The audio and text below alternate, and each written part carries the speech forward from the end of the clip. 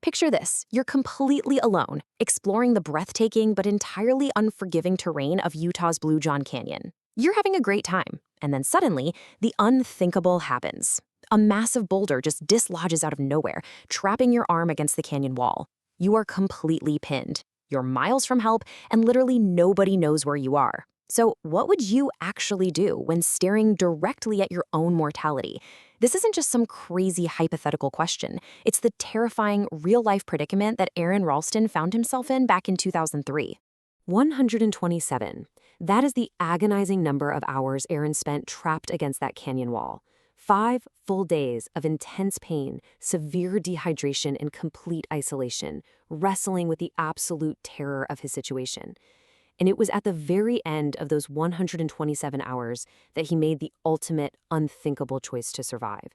He amputated his own arm to free himself so he could hike back to civilization. You know, wilderness experts often say that survival basically comes down to one thing: the ability to make unthinkable choices when survival is on the line.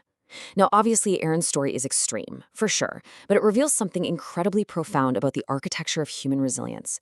It shows us that when we're confronted with massive, overwhelming obstacles, the human spirit has the staggering capacity to endure, to adapt, and ultimately, to triumph. Okay, let's dive into this explainer. Today, we're going to break down the actual anatomy of incredible human triumphs. We're going to explore motivational stories of overcoming massive obstacles. Everything from literal life-or-death wilderness survival to pulling oneself out of crushing poverty, all the way to defying the limitations of age and sudden change. By looking really closely at these specific historical and contemporary examples, we're going to uncover the hidden framework that connects every single great story of overcoming adversity. Section 1. The Anatomy of Survival. Enduring the Extreme. Let's examine the most visceral flavor of adversity there is. So to really understand how humans overcome the impossible, we look to the work of Harvard's Marshall Gans. He teaches that every compelling human narrative shares a specific structure. It's kind of like an engine. It all starts with a sudden, urgent challenge, that lightning bolt moment, that hits a person with a problem they are completely unprepared for. That challenge forces a choice. And finally, that choice yields an outcome, which teaches us a moral. Keep this framework in the back of your mind, because this challenge-choice-outcome engine drives literally every story we're about to explore. Let's apply that framework to 2 absolutely wild stories of physical endurance. During World War II, Olympic track star Louis Zamperini survived a plane crash in the Pacific. His challenge? Surviving 47 days adrift on a tiny life raft. His choice was to completely refuse despair. He and his crewmates actually managed to catch an albatross, which they then used as bait to catch fish, eating them entirely raw just to stay alive. Definitely not a Michelin star meal, but a profound choice to keep fighting. Or consider Mauro Prosperi. During a 155-mile race through the Sahara Desert, he was blown completely off course by a massive sandstorm. His challenge was the brutal desert sun. His choice to survive? It meant drinking his own urine and capturing bats in an abandoned shrine for food. The outcome for both men was survival against unimaginable odds, powered by crazy resourcefulness and a sheer refusal to give up. And this brilliantly illustrates how the physical challenges we face don't just happen out in the wild. Sometimes they happen within our own bodies from the moment we're born. Take Wilma Rudolph, for example. Born prematurely into a family of 21 children in the 1950s, she was stricken with polio, a disease that completely paralyzed her. Her childhood was an immense, seemingly insurmountable physical obstacle. But Wilma made a choice. She consciously chose to fight the paralysis. By the time she was 12, to the absolute shock of her doctors, by the way, she had learned to walk again.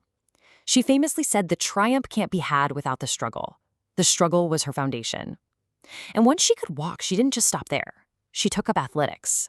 So what was the outcome of her incredible choice to push through all that pain? 3. Wilma Rudolph defied every single medical and societal odds stacked against her to win 3 Olympic gold medals at the Summer Olympics in Rome in 1960. She went from childhood paralysis to literally the fastest woman in the world. Challenge, choice, outcome. Section 2. Escaping the bottom, rags to riches stories.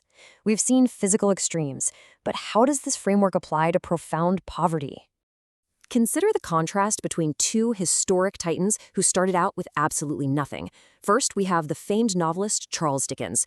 Back in 1820s England, his father was sent to debtor's prison. As just a 12-year-old boy, Dickens was forced to work 10-hour days, actually, scratch that, grueling 10-hour days, on an assembly line in a rat-infested shoe polish factory for just 6 shillings a week. Then, think about the steel magnate Andrew Carnegie. Born to destitute laborers in Scotland, his family immigrated to Pennsylvania, where at 13 he worked in a textile mill, bringing home a whopping $1.20 a week. Both faced the massive challenge of crushing childhood poverty. Both chose to tirelessly labor, learn, and push forward. And their outcomes? Well, they quite literally shaped modern literature and industry. Now, the story of Biddy Mason takes this economic challenge to an entirely different level. Born into slavery in Mississippi, her challenge was an entire legal and societal system specifically designed to keep her in bondage. But when she was relocated to California, she petitioned for and successfully won her freedom in 1856. She then worked as a midwife in Los Angeles, managed to save $250, and bought a tiny piece of property. Through really shrewd business decisions and land deals, this woman who started life enslaved amassed a real estate fortune worth $300,000. Ultimately using her wealth to feed the poor and found the city's first Black church. Let's move to Section 3 and see how this builds. Defying the clock. Success after 50. What about the barriers we construct in our own minds about when it's appropriate to succeed? So, I want you to think about this. What happens when your obstacle isn't physical and it isn't financial, but simply time? Society constantly pushes this illusion that there's an expiration date on success. You know, that idea that if you haven't made it by 30 or 40, your story is essentially over. Well, let's completely shatter that myth. Every single person here faced the perceived obstacle of age and proved it entirely irrelevant. At 59, Ray Kroc bought his first McDonald's, eventually turning it into a massive global franchise. At 62, Harlan Sanders, who we all know better as Colonel Sanders, first franchised Kentucky Fried Chicken, proving it is literally never too late for deep-fried success. Anna Mary Robertson Moses, known as Grandma Moses, spent her life as a housekeeper and farm laborer, but finally pursued her dream of painting at age 78, eventually selling her art for over $1 million. In Gladys Brohl, she set a world record for the oldest woman to finish a marathon by power walking and jogging the Honolulu Marathon at the astonishing age of 92. The choice to begin is never invalidated by the hands of a clock. Now, what's really interesting about this next slide is Section 4, Adapting to Sudden Change, Invisible Obstacles. Sometimes the challenge isn't physical or economic. Sometimes it springs up when our circumstances shift without warning. To explain this, we look to Spencer Johnson's massive bestseller, Who Moved My Cheese?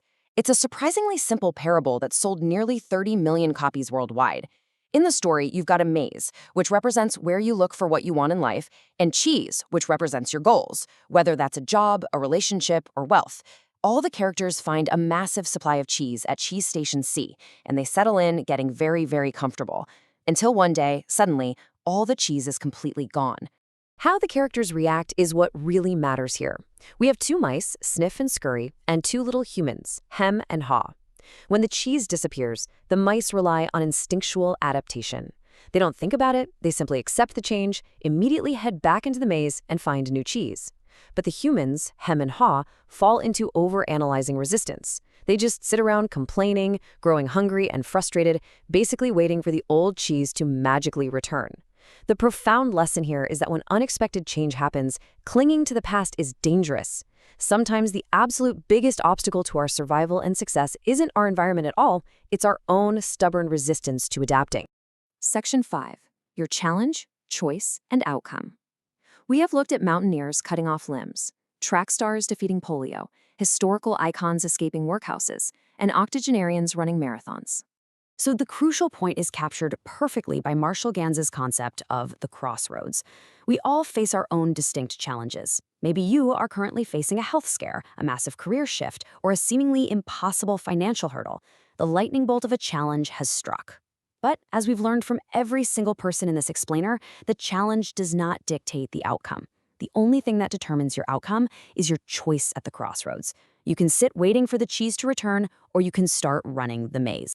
Look at your own life, your own obstacles, and your own story. You have the power to define the outcome. So, What is the strategic, courageous choice you are called to make right now?